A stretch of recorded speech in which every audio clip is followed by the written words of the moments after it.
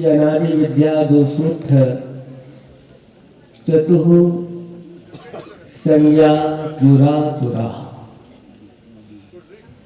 अनादि काल के ये अविद्या के संस्कार इस जीव के ऊपर पड़े हुए हैं और 4 संज्ञाओं का ज्वर चढ़ा हुआ है, आज तक उतरा नहीं। आप लोगों को बुखार आता है तो उसको उतारते हो कि चले रखते हो? उतारते हैं।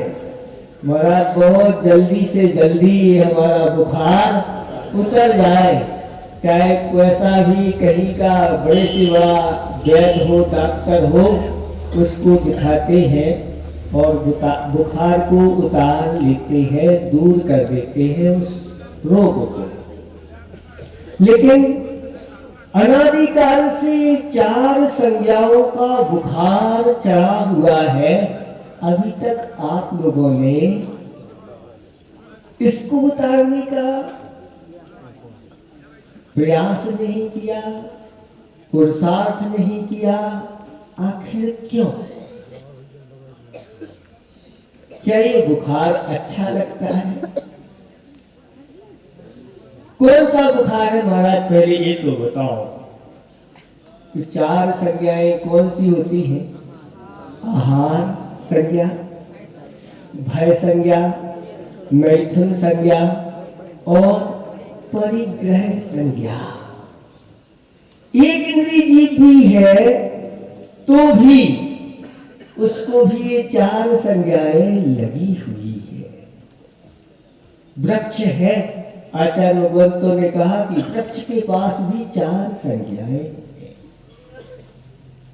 आहार संज्ञा के कारण अपनी त्वचा के माध्यम से, स्पर्शन के माध्यम से वह आहार को ग्रहण करता है। भय उसके अंदर देखा जाता है और मैथुन संज्ञा भी उसके अंदर देखी गई। उदाहरण दिया गया कि स्त्रियां अगर बकुल आदि वृक्ष के पास निकट चली जाती है तो उसमें प्रसन्नता का अनुभव वह करता है। और परिग्रह संज्ञा के लिए भी वृक्ष जो होते हैं, एक धौ नाम का वृक्ष होता है, वह अपनी जड़ों को कहाँ ले जाता है? जहां धन गड़ा हो, धन की ओर ही वह।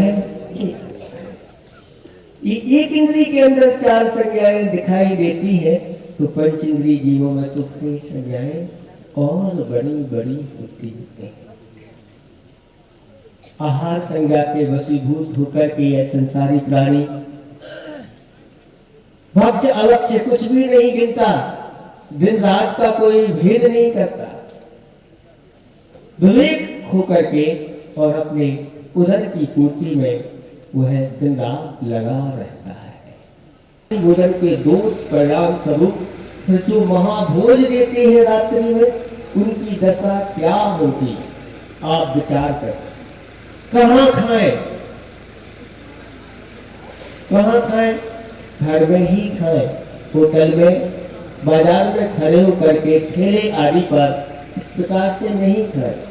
कैसे खाएं? कैसे खाएं? खड़े होके खाएं कि बैठ के खाएं? बोलो। लेकिन आजकल वर्तमान में खड़े होकर के खाना ही सब पसंद करते हैं। ये भारतीय संस्कृति नहीं है।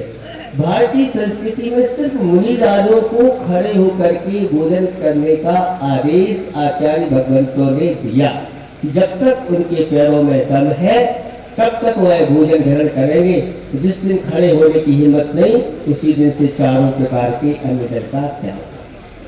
क्या ऐसा आपका संकल्प है? तो फिर आप खड़े होकर के क्यों कर रहे हैं? दूसरे वो होते हैं जो 4 पैर वाले होते हैं, पाया कहलाते हैं, 4 पाया। किनके होते हैं? क्रेंच है, वो खड़े होकर के खाते हैं। तो क्या आप क्रेंच हैं? जब आप साधु भी नहीं है और क्रेंच भी नहीं है और खड़े होकर के भोजन कर रहे हैं, तो क्या है? कौन सी कोटि में आओगे? हो सकता है आप पूर्व होम में ट्रेन से रहे हो और संस्कार जागृत हो गए आप लोगों के। अभी कुछ वर्षों से प्रारंभ हुआ है खड़े होने का, ज्यादा वर्ष नहीं हुए, आप लोग सब समझते हैं। संस्कार जागृत हो गए, या आप लोगों को मनुष्य पर्याय अच्छी नहीं लग रही, वहां 4 पैर वालों में जाने की आप तैयारी कर रहे हैं क्या? ऐसा तो नहीं। तो अच्छी तरह से संकल्पित हो जाओ कि कैसे खाएं, अच्छी तरह से बैठ करके मौन पूर्वक भोजन करने के लिए आचार्य चौधरी का और ऐसे नहीं, सम्मान के साथ खाएं, स्वाभिमान के साथ खाएं। उच्च कुल में आपने जन्म लिया है, ऐसा नहीं वो रखा है जाकर के अपने हाथ से उठाओ तो कोई कहने वाला भी नहीं, और आप लोग खाना चालू कर देते हैं। गिद्ध भोजन कहलाता है वो, जहां पर एक बहुत सारी सामग्री रखी है और चारों तरफ से लोग टूट पड़ते हैं, है ना, उसको गिद्ध भोजन कहा गया है। ऐसा भोजन आप लोगों को नहीं करना। कोई अगर आपको परोस करके अच्छी तरह से सम्मान के साथ खिलाता है तो खाना। बचपन में जब पढ़ते थे तो एक दोहा याद है कि रहीमन मोहिना सुहाय अमी पियावत मानुबिन, जो विष देत बुलाए प्रेम सहित मरबो भलो। एक कवि हुए हैं, वह कहते हैं ये मुझे अच्छा नहीं लगता। क्या अच्छा नहीं लगता?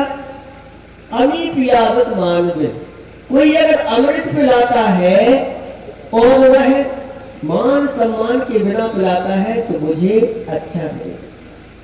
कोई मान सम्मान ना दे और कहे वो रखा है खा लो,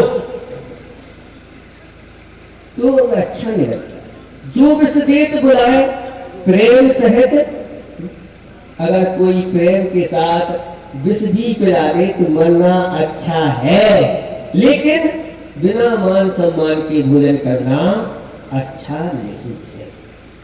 तो कैसे खाएं आप लोग, इस पर विवेक के साथ आप खाएं। सिर पर गीली है लकड़ियां, उनको रख करके वापस आ रहा है, इसकी दशा बहुत दयनीय है। और राजा से कहा, राजा आपके लिए अपनी प्रजा का ध्यान नहीं है, आपके नगर में ऐसे भी लोग हैं जिनके यहाँ खाने पीने की कोई व्यवस्था नहीं।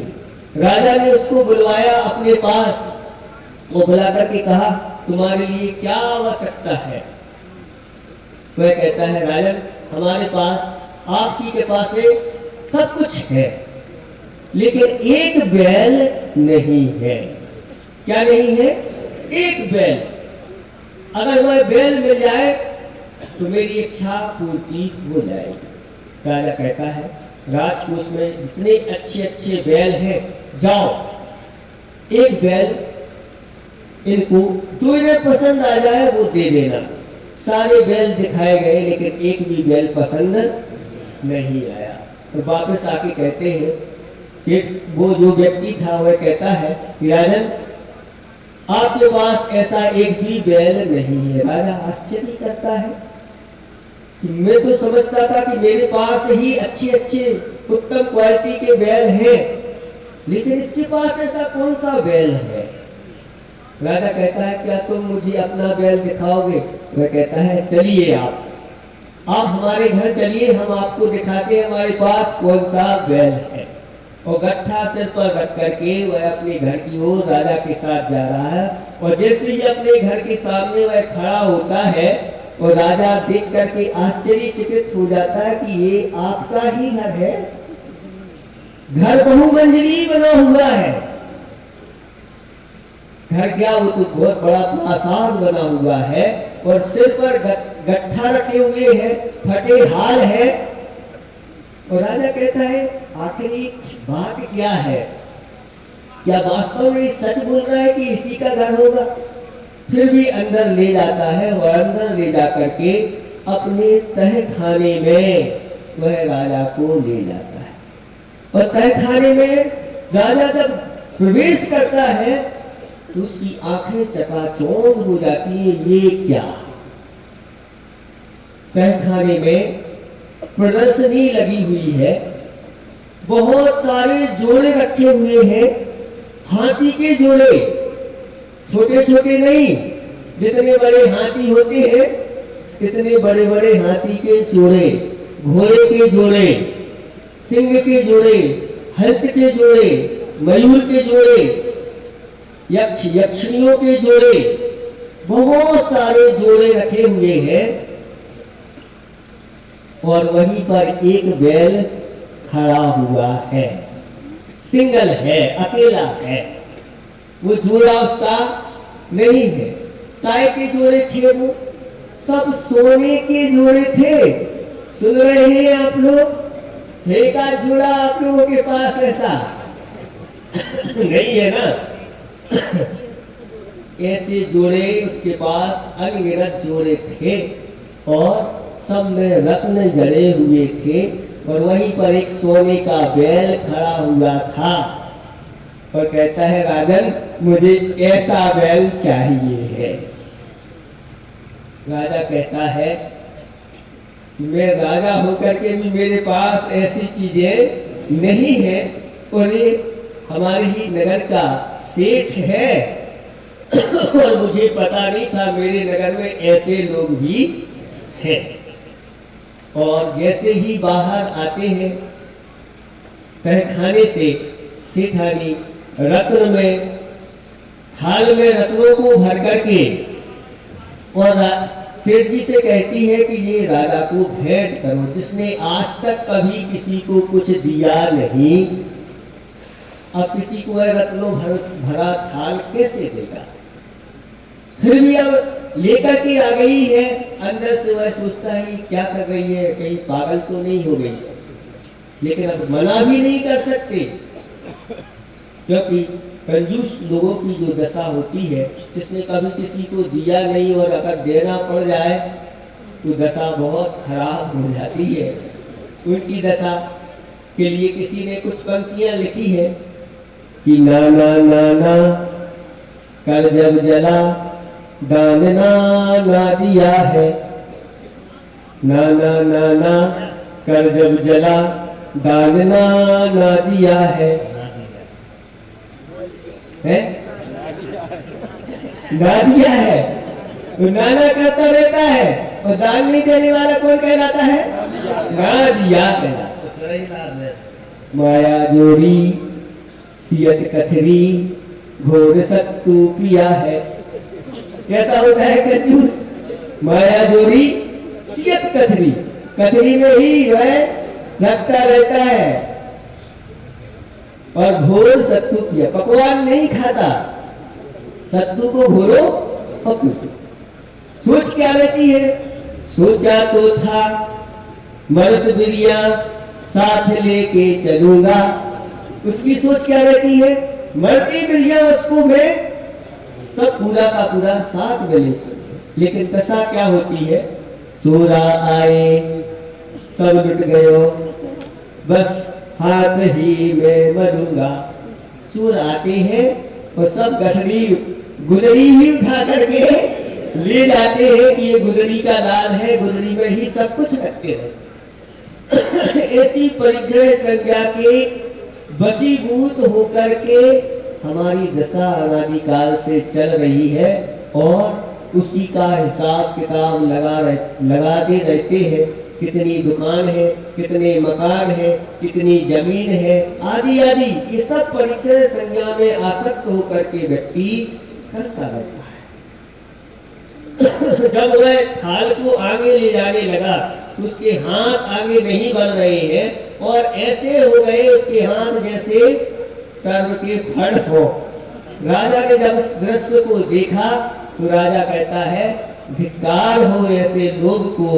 और वह उसका नाम हस्त फड़ रख करके राजा चले जाते हैं। वह कौन सा सेठ था? लोकधक सेठ की कथा आप लोग पढ़ लेना। आराधना कथा कोश में उस लोकधक सेठ की ये यथार्थ कथा है, झूठ कथा नहीं। ऐसे भी संसार में प्राणी है। आचार्य भगवंतों ने, भगवान ने, भगवान के मुखारविंद से ऐसी कथाएं निकली है, जो देखा है ऐसा। फिर भी उसने अपनी हार नहीं मानी और वह विदेश में धन कमाने के लिए निकल पड़ता है कि एक बैल और चाहिए, और बहुत सारा धन कमा करके समुद्र के मार्ग से जहाज में बैठ कर के वह आ रहा था। लेकिन कर्म योग से ऐसी घटना घटी, तूफान आ गया समुद्र में, और तूफान जब आया तो उस जहाज ने बहुत बड़ा उछाल लिया, उछाल लेकर के ही और वहीं वह समाप्त हो गया। प्रदर्शनी यही की यही लगी रह गई, और दूसरे बैल के चक्कर में सेठ जी चले गए। अब कहाँ गए? बहुत दिनों बाद जब नहीं आए पिताजी, उसके दो बेटे थे, एक का नाम था गरुड़ दत्त और एक का नाम था नाग दत्त। गरुड़ दत्त कुछ रत्नों की आवश्यकता थी, वह तय खाने में जाता है कि रत्न लेकर के, रत्न लेने के लिए, और जैसे ही तय खाने में प्रवेश करता है और प्रवेश करते ही वहां पर दरवाजे में फुसकार लगाता हुआ एक काला, और वह कहता है मेरे होते हुए वो कोई अंदर जा नहीं सकता। बैठ गया। कहां से आ गया? अभी प्रदर्शनी तो लगी थी, बहुत सारे जोड़ों की, अचेतन जोड़े थे, लेकिन एक चेतन भी वहां पर आकर के बैठ गया और क्रोधित है कि अंदर मैं जाने नहीं दूंगा। लेकिन उसका पुत्र कहता है कि ये बीच में कहां से आ गया, और पुत्र भी क्रोधित होकर के एक डंडा उठाता है और बहुत जोर से उस स्वर के ऊपर मारता है, और वह मृत्यु को प्राप्त हो जाता है। कौन आ गया था वहां पर सर्प बन के? लुब्धक सेठ सर्प बन करके और बैठ गया धन के ऊपर। आचार्य भगवान कहते हैं कुंडली मार कंकड़ पत्थर पे क्या मान बैठे। कुंडली मार कंकड़ पत्थर पर, अब कंकड़ पत्थर है क्या काम के, क्या लेगा उससे, क्या मिलेगा? लेकिन फिर भी धन की परिग्रह की आसक्ति में ये दशा हो जाती है कि मर करके सर्प बन जाते हैं या छिपकली आदि बन करके इर्द गिर्द ही घूमते रहते हैं। ऐसी दशा होती है परिग्रह संज्ञा की आसक्ति के कारण से। बहु आरंभ और बहु परिग्रह कहाँ ले जाता है? नरकों में ले जाता है। उस सर्प को मार दिया गया और मर करके चौथे नरक में वह चला गया। सारा का सारा यहीं पर पड़ा रह गया। किसका इंतजार कर रहे हो? कब करोगे अपने जीवन को इन अनुव्रतों से संस्कारित, कब करोगे बताओ? लेकिन चाह तो इतनी रहती है कि क्या पता क्या हो जाए।